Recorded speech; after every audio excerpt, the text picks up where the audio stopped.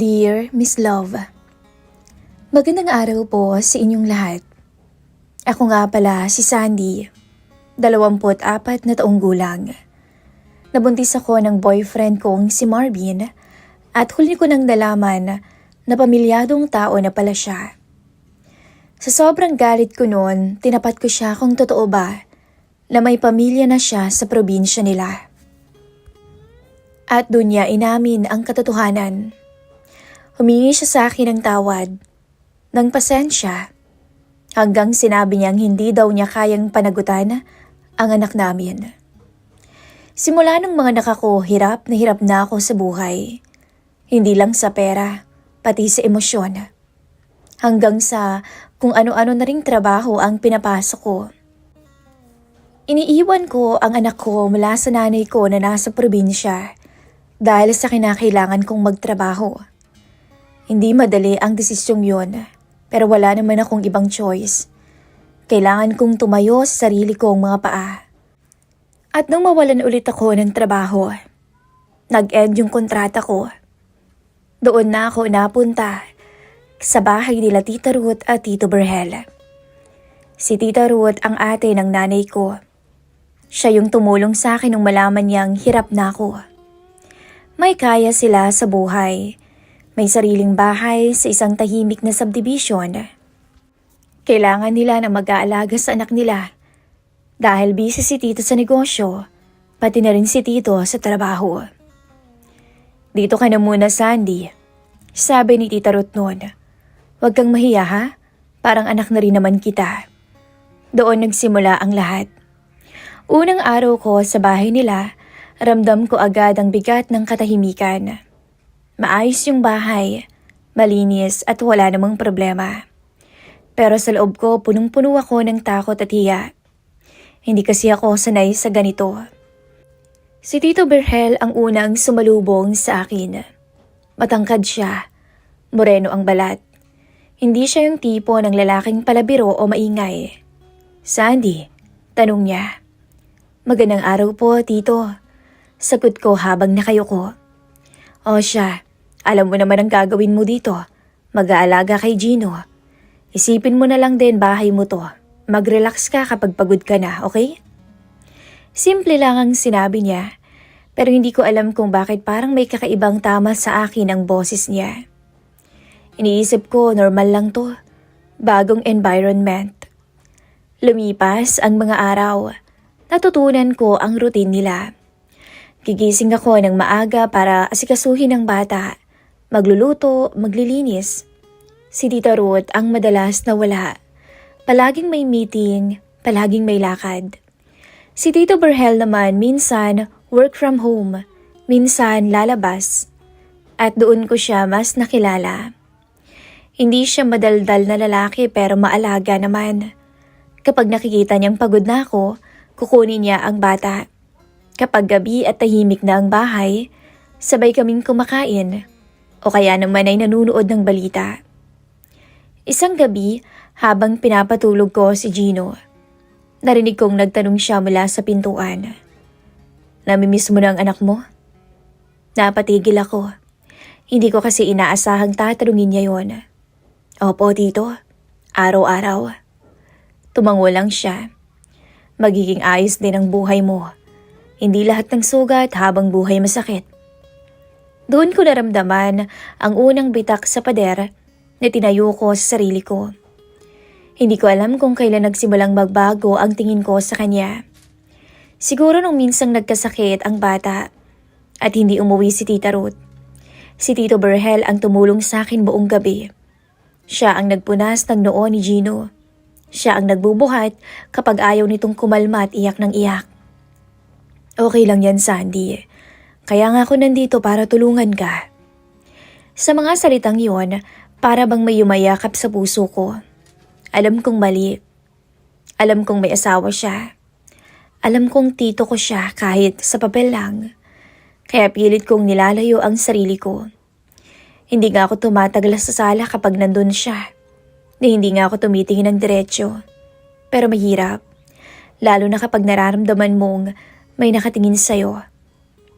Isang hapon, Habang pinapatulog ko si Gino sa kwarto, narinig kong nag-uusap sila ni Tita Ruth sa kusina. Hindi ko sinasadya pero rinig ko. "Pagod ka yata, Berhel," sabi ni Tita. "Okay lang. Napagod lang talaga. Salamat nga't nandito si Sandy. Malaking tulong." Hindi ko alam kung bakit parang may kurot sa dibdib ko sa sinabi niyang yun. Nung gabi ring yun, medyo nahirapan akong makatulog. Iniisip ko ang anak ko, ang buhay ko. At siya, si Tito Berhel. Hindi ko siya dapat iniisip. Hindi ko dapat to nararamdaman. Para sa bawat araw na magkasama kami sa iisang bahay, mas lalo kong nararamdaman ang isang bagay na pilit kong tinatago. Isang bagay na alam kong sisira sa lahat kapag pinakawalan ko. At doon ko unang tinanong ang sarili ko, hanggang kailan ko kayang pigilan ang isang damdaming bawal pa sa bawal. Hindi ko na malayan kung kailan nagsimulang maging mahirap ang pag-iwas. Sa umpisa, akala ko kaya ko. Akala ko sapat na ang paalala sa sarili ko na may asawa si Tito Berhel. Na asawa siya ng kapatid ni nanay. Na narito lang ako bilang tagapag-alaga at tagalinis. Pero mahirap pigilan ang damdaming umuusbong. Habang lumilipas ang mga araw, mas madalas na wala si Tita Ruth sa bahay. Lumalawak ang oras na magkasama kami ni Berhel. Ako, siya at ang bata. Para bang isang maliit na pamilya. Isang umaga, habang nagluluto ako ng almusal, naramdaman kong may lumapit sa likod ko. "Maaga ka na naman," sabi niya. Napalingon ako. Masyado kaming magkalapit. Naamoy ko yung hininga niya. Bigla akong kinabahan. "Ayos lang po," sagot ko at pilit ng ngumiti. "Baka naman pinapagod mo ang sarili mo ng sobra. Pero ang sipag mo ha, hindi lahat ng babae kayang gampanan ng mga ginagawa mo." Hindi ko alam kung papuri ba yun o simpleng obserbasyon lang. Pero ramdam ko na uminit ang pisngi ko. Minsan, habang pinapaliguan ko si Gino, narinig kong kumatok siya sa pinto. "Sandy," tumawag si Ruth. Nasa meeting daw siya, mamaya pang uwi. Sige ho." Paglabas ko ng banyo, nadatnan ko siyang nakaupo sa may sala. Hawak ang cellphone niya. Tahimik at para bang pagod. "Okay lang po kayo?" tanong ko. Hindi ko nga alam kung bakit ko pa tinanong yun. Tumingin siya sa akin ng matagal. "Pagod lang, Sandy, pero ayos lang." Umupo ako sa kabilang sofa. "Sanay po kayo sa ganitong buhay, no?" Napatingin siya sa akin. "Nung una hindi. Masyadong busy ang Tita Ruth mo. Hanggang sa nasanay na lang din ako kalaunan." Sa isang iglap, parang pareho naming nakilala ang isa't isa. Hindi bilang tito at pamangkin, hindi bilang amo at kasambahay, kundi bilang dalawang taong madalas nag-iisa. Sa mga mata niya, hindi ko nakita ang isang lalaking may asawa. Nakikita ko ang isang lalaking pagod na at madalas na nag-iisa. Simula noon, mas naging delikado ang bawat sandali. Kapag inaabot niya sa akin si Gino, nagkakahawak ang kamay naming dalawa. Dumadampi ang balat niya sa akin. At doon ako nakakaramdam ng apoy. Hindi ko alam kung ako lang ba o baka pati na rin siya. Kapag tinuturuan niya ako ng mga gawain sa bahay, napapalapit siya. Kapag sabay kaming kumakain, ramdam ko ang mga sulyap na pilit niyang iniiwasan. Hanggang isang hapon, umulan ng malakas. Nasa likod bahay ako, kinukuha ang mga damit sa sampayan. Nang bigla siyang lumapit. "Basang-basa ka na." "Ayos lang po, tito." Hindi niya ako pinatapos. Inabot niya ang tuwalya at siya mismo ang nagtakip sa ulo ko. Saglit lang yon pero ramdam ko ang kamay niya. Mainit. Nagtagpo ang mata naming dalawa. Sa sandaling yon, alam kong mali na ang lahat. "Sandy, pasensya na," mahina niyang sabi. Hindi ko alam kung saan ba siya humihingi ng paumanhin. Sa paglalapit namin, sa nararamdaman o sa sarili niya. Okay lang ho, Tito. Sagot ko pero hindi yun totoo. Kinagabihan, hindi ako makatulog. Iniisip ko yung anak ko ulit. Yung dahilan kung bakit ako nandito. At yung lalaking hindi ko dapat mahalin pero pilit namang pumapasok sa puso ko. Maya-maya nag-message ang nanay ko. Kumusta ka dyan, Sandy? Mukhang miss na miss ka na ng anak mo. Iyak nang iyak palagi. Huwag mo siyang masyadong isipin, ha? Ayos lang siya dito at inaalagaan ko siya. Napaluha ako. Dahil sa loob ng bahay na yon, hindi lang trabaho ang natagpuan ko, kundi isang damdaming kayang sirain ang lahat. Kinabukasan, dumating si Tita Ruth na masigla, masaya, at walang kaalam-alam sa tensyong nangyayari sa bahay niya. Ang ayos ng bahay, ha? Salamat talaga, Sandy, ha? Napakalaking tulong mo. Ngumiti lang ako. Walang anuman po, tita. Sa likod niya, nandoon si Tito Berhel. Hindi kami nagkakatinginan. Pero alam naming pareho, may something na. At kung hindi ko pipigilan ngayon, baka sa susunod na pagkakataon, hindi na ako makaatras. At doon ko naintindihan na ang tunay na thrill ng bawal na pag-ibig ay hindi ang mismong ginagawa, kundi ang pagpipigil na unti-unting pumapatay sa'yo. Kahit araw-araw kong sinasabi sa sarili ko na titigil ako, nalalayo ako kapag nandyan siya, na trabaho lang naman ang lahat. May mga gabi talagang mas malakas ang damdamin kaysa sa konsensya. At ang gabing yun, doon na kami tuluyang bumigay. Umalis si Tita Ruth ng maaga kinabukasan para sa isang out-of-town meeting. 2 araw siyang mawawala. Bago siya umalis, niyakap niya ang anak nila at ngumiti sa akin. Sandy, ikaw na munang bahala dito, ha? Kainom muna ng Tito Berhel mo. Tumango ako. Opo, tita. Mag-iingat po kayo, ha? Normal lang na paalam. Wala namang kakaiba. Walang bakas na may unti-unti nang nasisirang linya sa loob ng bahay na iyon. Maghapon kaming hindi nag-uusap ni Tito Berhel. May mga sandaling magkakasama kami sa sala pero wala naman kaming imikang dalawa. Para bang pareho naming iniiwasan ng isa't isa. Parang takot sa maaaring mangyari kapag nagtagal pa kami sa iisang espasyo. Pero sa loob-loob ko, mas nakakatakot ang katahimikan. Kinagabihan, maagang nakatulog si Gino. Tahimik na ang buong bahay. Nandun ako sa kusina, nagliligpit ng mga pinagkainan namin. Nang marinig kong magsalita si Tito Berhel mula sa likod ko. Sandy? Napapikit ako bago pa lumingon. Parang alam na ng katawan ko ang susunod na mangyayari.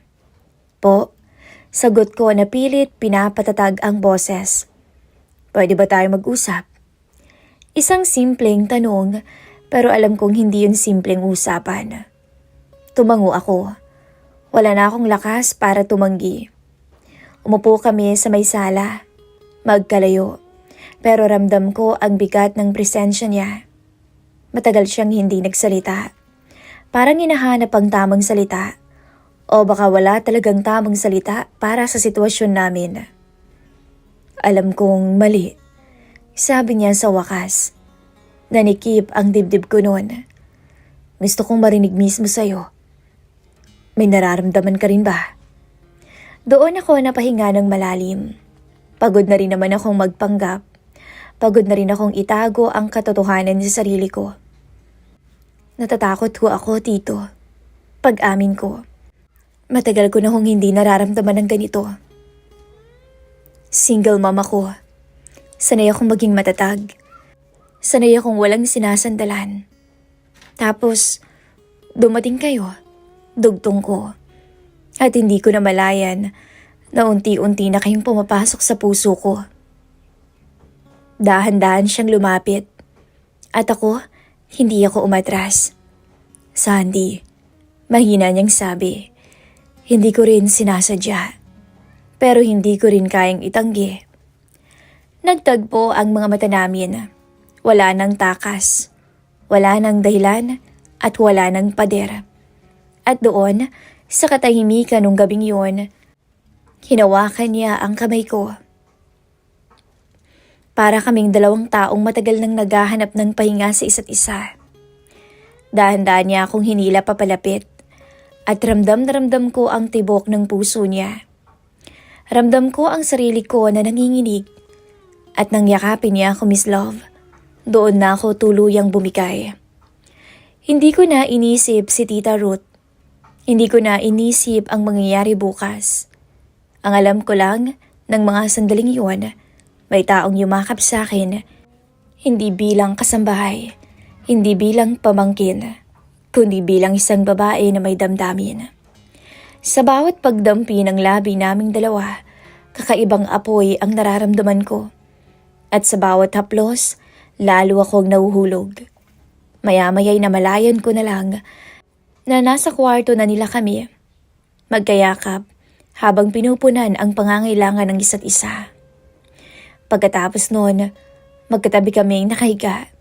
Hindi kami nagkatinginan agad. Pasensya na ho kayo, Tito. Bulong ko.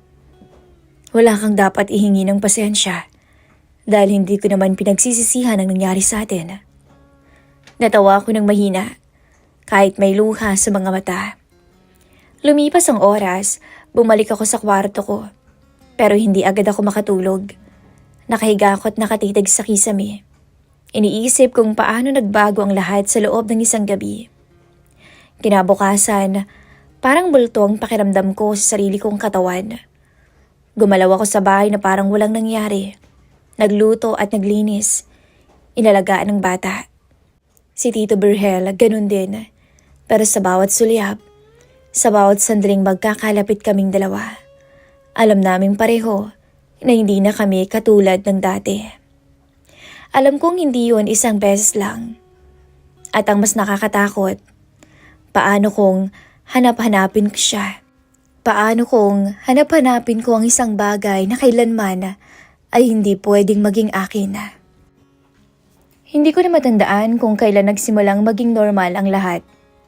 Noong una, sinasabi ko sa sarili ko na minsan lang yun. Isang pagkakamali na hindi na uulitin. Pero ang problema, sa mga lihim na kasunduan, kapag walang malinaw na hangganan, unti-unti itong nagiging sistema. At ako, ang unang nasanay. Tuwing umaalis si Tita Ruth, parang may otomatikong pagbabago sa bahay. Alam namin pareho ni Tito Berhel ang ibig sabihin ng katahimikang yon. Hindi na kailangan ng salita. Isang tingin lang, isang maikling tanong, tulog na bang bata? At pareho na naming alam kung saan patutungo ang gabi. Hindi na ako nagtatanong kung tama pa ba to. Hindi na rin ako nagtatanong kung hanggang kailan ba. Ang alam ko lang, sa tuwing may mangyayari sa amin, may kakaibang pakiramdam ng seguridad pagkatapos. Dahil alam kong hindi niya ako pababayaan. Single mom ako. May anak akong umaasa sa akin. At kahit ayokong aminin, doon nagsimulang pumasok ang dahilan kung bakit hindi ako agad tumigil sa relasyon naming dalawa ni Tito Berhel. Isang gabi, matapos ang sandaling magkasama kami sa maliit na kwarto, nakaupo lang ako sa gilid ng kama, nagsusuot ng damit. Nagsalita ako. Tito, mahina akong tawag. Lumingon siya. Bakit, Sandy? Nag-isip muna ako. Nanginginig ang kamay ko noon. Hindi ko alam kung paano sisimulan, pero kailangan kong sabihin. May problema po kasi ako eh. Sa anak ko. Umupo siya sa tapat ko. Anong problema? May sakit kasi siya eh. Tapos may utang pa kami sa tindahan.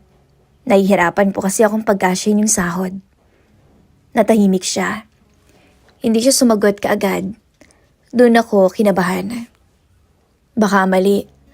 Baka mamaya sa puntong to itaboy na niya ako. Magkano bang kailangan mo? Tanong niya sa wakas. Hindi ako makatingin ng diretso. Kahit kaunti lang po, Malaking tulong na yon, Tito Berhel. Tumango siya. Wala nang tanong. Kinabukasan, may sobre sa mesa ng kusina. Wala namang pangalan, pero alam kong para sa akin yun. At doon nagsimula ang lahat. Tuwing may kailangan ako, Miss Love, gamot ng anak ko, pangbayad sa utang, panggastos, siya ang hinihingan ko ng tulong. At sa tuwing lalapit ako, hindi lang pera ang binibigay niya. Unti-unti, naging madalas. Minsan sa isang linggo, minsan 2. Palagi yun kapag wala si Tita Ruth. Kapag gabi, palaging may dahilan. At sa bawat pagkakataon, mas lalo na akong nilalamon ng konsensya. Minsan, habang naglalaba ako sa likod ng bahay, lumapit siya. Sandy, sabi niya, baka naman napipilitan ka na lang. Gusto mo bang itigil na natin to? Hindi ko po kaya. Sagot ko agad. Nagulat siya at napatingin sa akin. Hindi dahil sa inyo, kundi dahil sa sitwasyon ko, Tito Berhel. Naiintindihan niyo naman ako, hindi ba? Doon ko nakita ang lungkot sa mga mata niya. Parang doon lang niya tuluyang naintindihan kung gaano nakalalim ang kasalanang ginagawa namin. Hindi ko na alam kung pagmamahal ba ang nararamdaman ko o takot lang sa kahirapan. Hindi ko na alam kung babae ba akong nagmamahal o ina na desperadong kumakapit. Isang gabi, nag-text siya habang nasa kwarto ako. Kailangan mo ba ulit? Opo, Tito. Pasensya na po kayo. Pumunta ka sa sala kapag tulog na si Gino. Naupo ako sa kama, hawak ang cellphone. Ramdam ang bigat ng mga desisyon. Pero bumangon pa rin ako. Dahil sa puntong yon, parang yun na lang ang alam kong paraan para mabuhay. Kulang na kulang ang sinasahod ko. Gatas pa lang ng anak ko ay hindi na yun sasapat. Kaya kailangan ko rin talagang dumiskarte. Pagbalik ko sa kwarto, may hawak na naman akong sobre. Mas makapal, mas mabigat. Umupo ako sa sahig at umiyak. Hindi ako masaya dahil alam kong may kapalit ang lahat ng to. At ang pinakamasakit na katotohanan, hindi naman niya ako pinipilit. Ako ang kusang bumabalik. Dahil sa mundong to, si Tito Berhel ang naging sandalan ko. Sa paraang alam kong mali, pero totoo.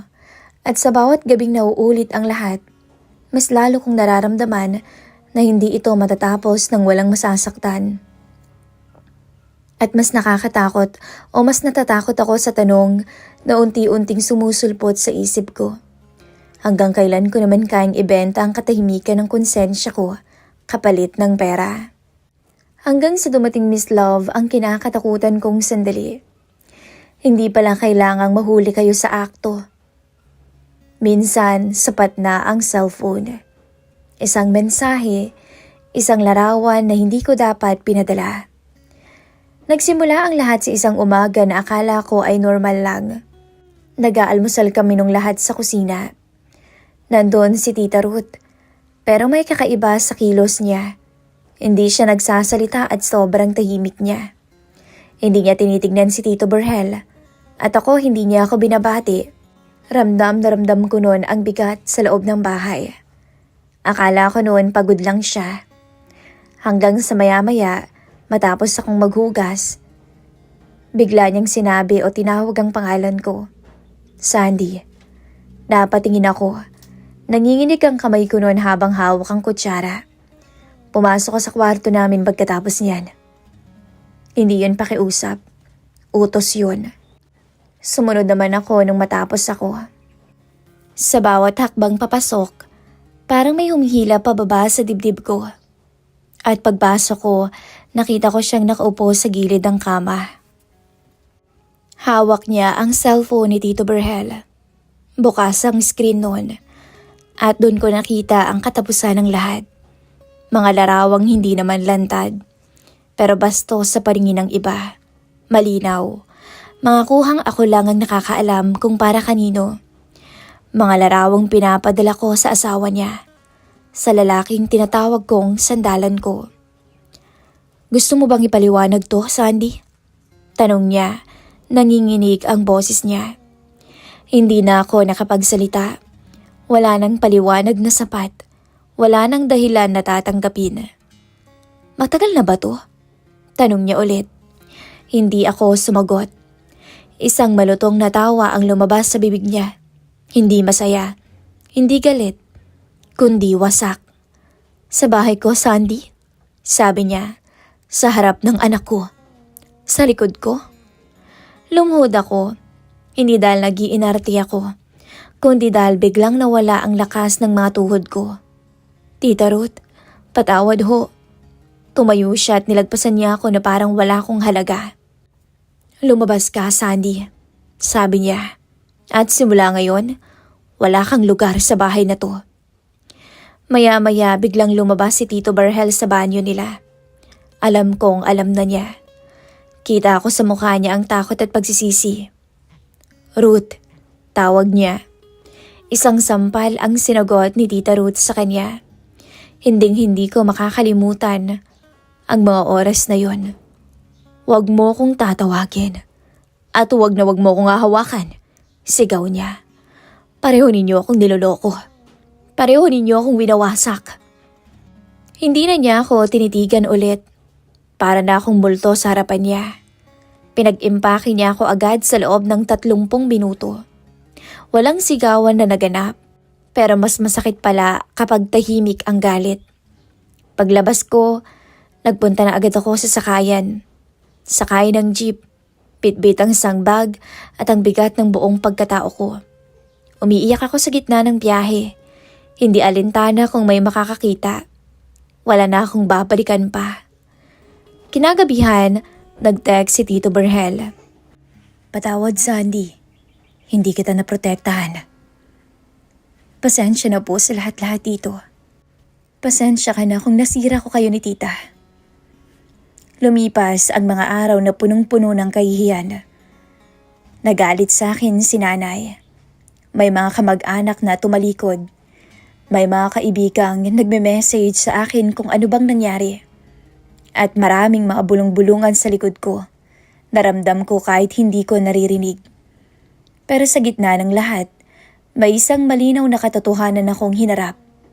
Hindi lang ako ang biktima ng sitwasyon. At ngayon, dala ko ang kapalit. Isang gabi, habang yakap ko ang anak ko, doon ko naramdaman ang tunay na sakit. Hindi dahil nawala si Tito Barhel, kundi dahil nakita kong muntik ko nang ilubog ang sarili ko sa isang buhay na hindi ko kayang ipagmalaki sa anak ko balang araw. Hindi ako bayani sa kwentong ito. Hindi rin ako inosente. Isa lamang akong babae na nagkamali ng paulit-ulit hanggang sa wala nang matira kundi aral. At kung may natutunan man ako, Miss Love, hindi lahat ng nagbibigay ay nagmamahal at hindi lahat ng pagmamahal ay dapat ipaglaban. Minsan, ang pinakamabigat na kabayaran ay ang sarili mong dangal. At yun ang dinala ko palayo sa bahay na minsan kong tinawag na kanlungan. Hanggang dito na lamang po ang aking istorya. Muli, ako po si Sandy. Merry Christmas and Happy New Year po sa ating lahat.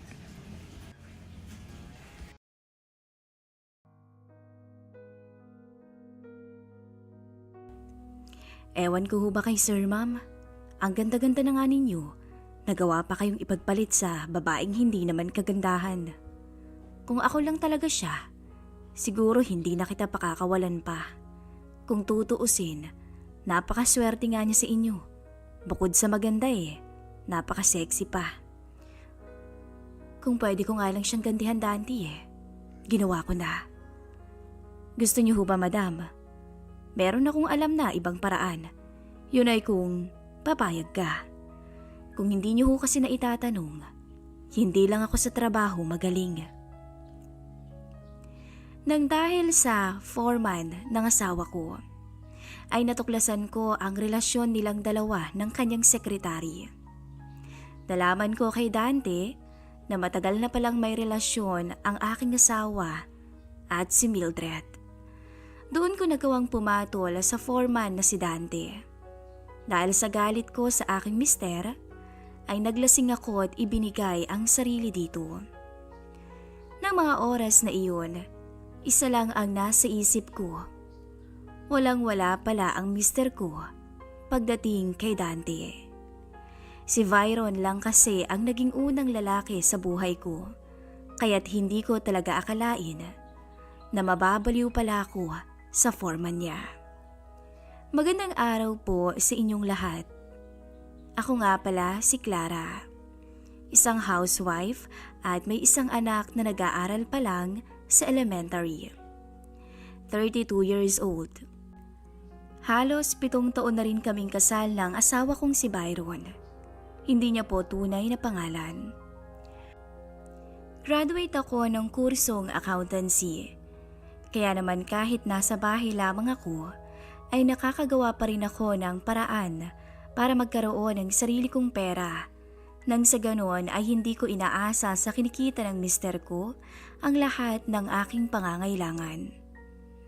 Sa loob po ng 7 taon naming pagsasama ng aking mister, ni minsan ay hindi nawala ang tiwala ko sa kanya. Hindi sumagi sa isip ko na magagawa niya akong lokohin. May mga pagkakataon man na halos 1 hanggang 3 linggo itong hindi nakakauwi sa tuwing may project siyang tinatapos sa ibang lugar, ay matyaga ko siyang hinihintay sa kanyang pagbabalik at never sumagi sa isip ko na meron na itong babae. Civil engineer kasi ang asawa ko. Kung kaya naman minsan, kailangan niya talagang tutukan ang mga pinapagawang daan at tulay, lalo na kapag government project ang mga ito. Isang araw noon, maaga akong nagising para ipaghanda ng umagahan ang aking mag-ama nang may kumatok sa pintuan. Pagbukas ko ay bumungad sa akin si Dante. "Oh, bakit sobrang aga mo naman yata ngayon, Dante? Sinusundo mo na naman ba ang girlfriend mo?" Biro ko sa foreman ng mister ko. Matapos itong bumulaga sa pinto namin, 6:00 pa lamang ng umaga. Natulala pa ito habang nakapako ang tingin sa akin bago tuluyang natawa sa biro ko. Kaya naman ganoon na lamang ang pagtatakang naramdaman ko nang makita ko itong titig na titig sa akin. "Ginulat mo naman ako sa ayos mo, madam." Anya tsaka natatawang napakamot ng ulo. "Second honeymoon nyo na naman ba kagabi ni sir?" Biro pa nito. Bigla kong namula dahil sa kahihiyan. Napagtanto kasi ang itsura ko ng mga oras na yun. "Ikaw naman kasi, Dante, sobrang aga mong pumunta ng bahay." Sabi ko habang nakatakip na ngayon ang mga braso sa aking dibdib. "Maupo ka nga muna dyan sa sala, tatawagin ko ang sir mo." Parang ang gusto kong hilingin noon na lamunin na lang ako ng lupa. Kung bakit ba naman kasi nakalimutan ko na nakasuot nga lang pala ako ng pulang nighties at manipis lang yun. Daig ko patuloy ang rumampa sa harapan ng foreman ng asawa ko. Abay, napakaswerte naman niya. Si Dante ay isa ng balo. 39 years old pa lamang ito at meron ng isang anak. Hindi naman siya yung tipong guwapo talaga. Hindi rin naman masasabing pangit. Pero maganda ang pangangatawan nito. Malayo sa asawa kong slim lang ang katawan. Moreno ang kutis nito na bumagay naman sa kanya. Minabuti kong huwag na lamang yung ikuwento sa asawa ko. Basta sinabi ko na lamang dito na may bisita siyang naghihintay sa baba at alam kong nakuha naman ito agad kung sino ang tinutukoy ko. Wala kasing araw na ginawa ang Diyos na hindi pumunta sa amin si Dante para sunduin ang mister ko papuntang trabaho. Ewan ko ba dito? Minsan nga kapag nasa bahay ito, ay madalas ko siyang nahuhuling nakatitig sa akin. Pinagsawalang bahala ko na lamang dahil wala naman siyang ginagawang masama. Maganda naman kasi talaga ako. Makinis at maputi. Mahaba ang buhok ko na umaabot hanggang sa aking bewang. Maputi din ako at matangos ang ilong. Nakahawig ako kay Bella Padilla. Nitong mga nakaraang araw lang, ay madalas kong napapansin ang asawa kong laging may kausap. Tawag ng tawag ang sekretary nitong si Mildred sa cellphone niya. Hindi ko naman yon binigyan ng mali siya. Dahil ang buong akala ko ay tumatawag lamang ito sa aking asawa para ipaalala ang schedule nito sa araw-araw o magtanong kung anong oras ito makakapasok ng opisina. Ngunit mukhang nagkamali ako. O paano Han, alis na kami? Wika ni Byron. Mag-ingat kayong dalawa ha. Tawagan mo na lang ako kapag hindi ka na masyadong busy, okay? Maliwanag na bilin ko sa aking asawa habang tinitingnan ang itim nitong maletang dala-dala para sa isang linggong biyahe niya. Buong akala ko nga hahalikan ako nito na madalas naman niyang ginagawa sa tuwing aalis siya. Ngunit hindi niya yun ginawa ngayon. Ginulo lamang nito ang buhok ng aming anak na gumising pa ng maaga para makapagpaalam sa kanya. Normal naman ang lahat. Maliban na lang talaga sa medyo kakaibang pakikitungo ng asawa ko kamakailan. Para siyang tuliro, laging nakatulala at para bang malalim ang iniisip. Binaliwala ko naman yun at hindi na binigyan pa ng masamang kahulugan sa pagbabakasakaling nagmamadali lamang ito o masyado na siyang maraming iniisip bago pa ang pag-alis niya. Ngunit, 1 linggo na ang lumipas. Matapos makaalis ni Byron papuntang Siquijor, ay wala man lang akong natanggap na balita mula sa kanya. Hindi ito tumatawag at hindi rin nagte-text. Noong una, naisip kong siguro masyado lamang itong abala sa trabaho. Kaya naman kahit active ang messenger niya ay hindi nito nagawang makapag-chat man lang sa akin.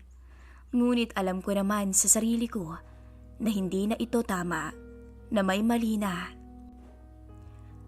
Hanggang hindi ko inasahan na mapupukaw ng isang post ang masamang kutob at pagdududa ko sa aking dibdib. Wala namang pangalang nabanggit sa post ang sekretarya ng asawa ko. Ngunit gano'n na lamang ang kabog ng dibdib ko habang binabasa ang nakasulat na Meet the Parents, habang ang nakalagay na lokasyon sa kanyang post ay Siquijor. Imposible naman sigurong magagawa sa akin ang asawa kong lokohin ako. Mahal na mahal kami nito. Baka naman nagiging praning lang ako dahil sa kakapanood ko ng mga drama. Sabi ko sa aking sarili nang mabawasan man lang sana kahit konti ang kabog ng aking dibdib. Hanggang kinabukasan ay para akong binuhusan ng malamig na tubig matapos marinig ang magkakasunod na katok sa aming pintuan. Dante? Namumutla akong sambit. Ngumiti naman ito sa akin tsaka formal na bumati. Magandang umaga ho, ma'am. Nandyan ho ba si sir? Bahagya pa akong natameme noon dahil hindi ko talaga alam kung ano bang dapat kong isagot sa kanya. Gayong ako dapat ang nagtatanong dahil batay sa sinabi ng aking asawa ay magkasama silang dalawa sa Siquijor. Pinapasok ko lamang ito ng bahay kahit pakiramdam ko ay unti-unti na ako ngayong nanghihina dala ng pinaghalong frustrasyon at takot. Natatakot akong aminin sa sarili kong may mali na malaki ang posibilidad na nagsisinungaling talaga ang mister ko tungkol sa lakad nito. Hindi pa man ako nakakapagtanong kay Dante ay nauna na itong magsalita. Pasensya na madam. Halos 1 linggo na rin kasing sira yung cellphone ko kaya hindi kami nagkausap ni sir. Nabanggit kasi ng anak kong dumaan daw siya sa bahay noong Lunes. Pero hindi naman kasi kami nagkaabot. Hindi ko tuloy alam na may importante palang lakad si sir pagkatapos naming magkita nun. Dumating na ho ba siya? Tanong pa nito. So ibig sabihin, hindi talaga kayo magkasamang dalawa, Dante? Hindi rin kayo nagkita? Pahayag ko sa masakit na katotohanan. Hindi ko inaasahan na kusang tutulo ang luha sa mga mata ko, samantalang nanatili namang nakatitig sa akin si Dante. Hindi ito umiimik, pero ramdam ko ang pagtataka nito. May nangyari ho ba, madam? Nagtataka nitong tanong. Pinagmasdan ko lamang ito habang hindi pa rin humihinto ang aking mga luha. Sabihin mo nga sa akin ang totoo, Dante. May relasyon ba ang asawa ko at si Mildred? Nagulat si Dante. Gusto niyo ba talagang sagutin ko pa ang tanong niyo, ma'am? Mabilis akong umiling. Hindi na pala kailangan. Alam ko na ang sagot nang makita kita, Dante. Nagsinungaling siya sa akin. Hindi totoong magkasama kayong dalawa at trabaho ang pinunta niya sa Secure. Tama ako, di ba? Matagal mo nang alam na may relasyon silang dalawa. Pasensya na ho, madam, pero wala kasi akong balak na manghimasok sa personal niyong buhay. Pinahid ko na lamang ang mga luhang naglandas sa aking pisngi. Naiintindihan ko, Dante. Pero mabuti na lang din at nalaman kong niloloko pala ako ng aking asawa. Kaysa naman nagmumukha akong tanga hanggang dulo. Lakas loob na sabi ko dito. Hindi ito makatingin ng diretso sa akin at tanging malalalim na hininga lamang ang naririnig ko mula sa kanya. Humingi pa ulit ng pahumanhin si Dante sa akin at akmang aalis na sana ito, ngunit mabilis ko siyang pinigilan. Pwede bang dumito ka muna? Dante, samahan mo muna ako. Umiinom ka ba? Gusto mo bang uminom? Isipin mo na lang, bayad mo na lang sa akin dahil sa paglilihim mo sa kalokohan ng asawa ko. Buong akala ko nga ay hindi nito pagbibigyan ang hiling ko sa kanya. Ngunit tumango lamang siya, tsaka mabilis na bumalik sa kinauupuan. Siguro naman, walang magagalit sa'yo kung sasamahan mo kung maglasing, hindi ba? Wala naman ho, madam. Mabuti kung ganun. Alam kong masyado pang maaga para yayain ko siya pero kailangan ko ngayon ng makakasama. Salamat, Dante ah. Pasensya ka na rin nadamay ka sa gulo naming mag-asawa. Maya-maya pa, binigyan ko ito ng alak na madalas na iniinom ng asawa ko sa tuwing hindi ito dinadalaw ng antok. Tama nga naman. Bakit nga ba hindi ko napansin ang mga bagay na yun, maging ang mga pagbabago sa galaw nito kamakailan? Kung bakit kasi, mas pinili ko pa rin pagkatiwalaan siya. Siya nga pala, Dante. Sigurado ka bang walang magagalit sa'yo? Wala ka bang asawa? Parang wala kasing nababanggit si Byron sa akin magmula nung pumasok ang foreman sa kumpanya. Tanong ko sabay lagok ng alak sa aking baso. Tumungga naman ito ng bote habang hindi pa rin inaalis ang tingin sa akin. Maaga kasi akong nabalong, madam. Namatay ang asawa ko sa isang aksidente, kaya naman hindi na ako nag-asawa ulit sa takot na baka maulit lang. Naiintindihan ko, Dante. Alam kong masakit. Pero alam niyo, madam, kung dumating man ang pagkakataon na mag-aasawa ulit ako, katulad mo yung gusto ko. Sa totoo lang, nakakainggit ng asawa ninyo dahil may asawa siyang katulad ninyo. Natawa ko. Talaga ba, Dante? Sa tingin mo, maganda ba ako? Sobra ho, madam. Bulag lang siguro ang asawa niyo dahil di hamak na mas maganda ka kay Ma'am Mildred. Talaga ba? Hindi mo ba ako binobola? Bakit ko naman ho kayo bubolahin? Sinamantala ko ang usapan naming dalawa. Dahil pakiramdam ko ay nabawasan ng konti ang bigat sa dibdib ko habang magkausap kami. Hindi ko nga ho alam kung bakit may mga lalaking nagagawa pa ring magloko kahit nasa kanila naman ang lahat. Maganda ka talaga, ma'am. Kaya nga lagi akong napapatingin sa inyo Halatang matalino at sexy pa kayo. Pero sadyang hindi lang talaga siguro na kontento si sir. Inisang lagok ko ang laman ng basong hawak ko dahil nakaramdam ako ng panunuyo sa aking lalamunan. Baka naman mas magaling ang sekretarya niya kaysa sa akin. Prangka kong sambit. Kung isa bagay, mainihin tingnan ang sekretarya ng asawa niyo, madam. Pero halatang uhaw sa atensyon. Nakakawala ng respeto ang mga babaeng parang mauubusan ng lalaki. Sayang, dahil sinayang ka ng asawa ninyo.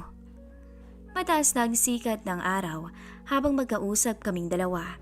Pero para akong kinikilabutan nang maramdaman ko ang tumatagos at mapanuring titig ni Dante.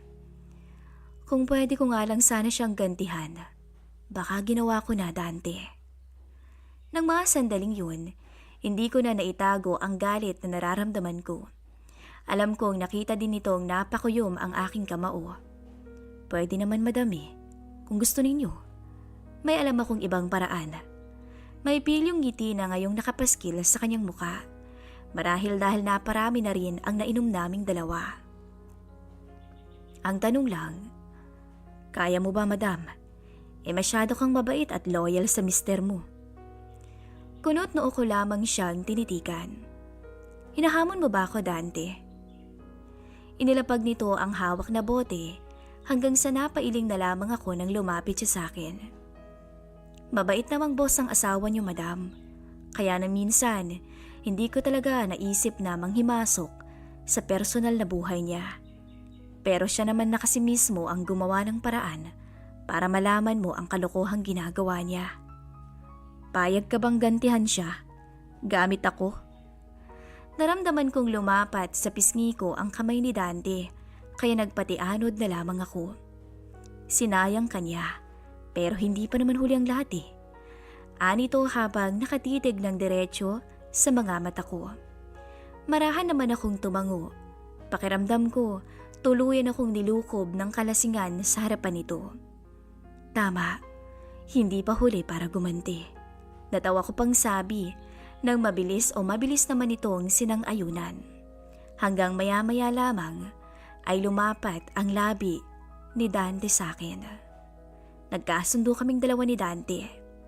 Maya-maya kinuha ko ang cellphone ko na nasa gilid ng sofa. Huwag kang mag-alala. Hindi ko naman ipapakita sa kanya kung sino ang lalaking kasama ko.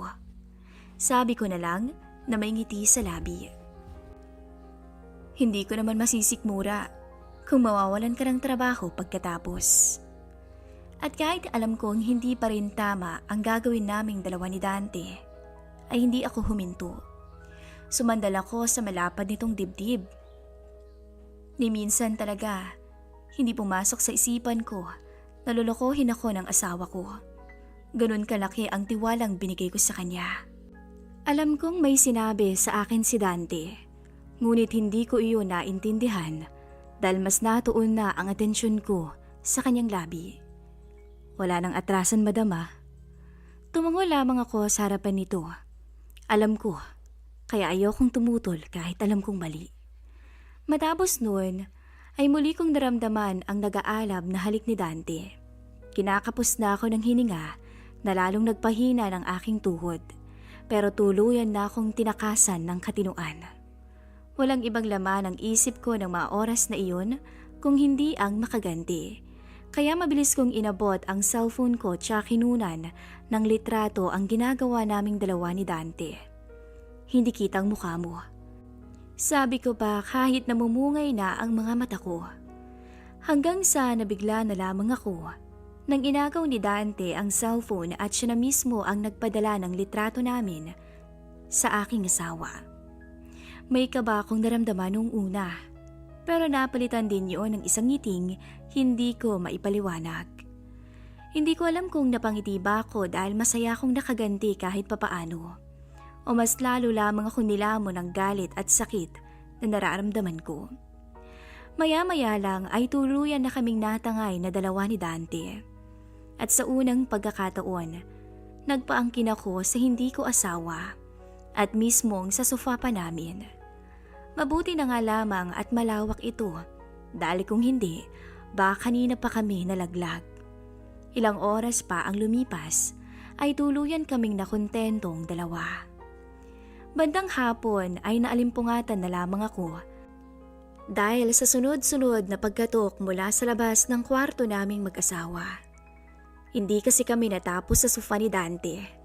Pumunta pa kami sa kwarto naming mag-asawa at doon ay sinulit namin ang bawal na sandali.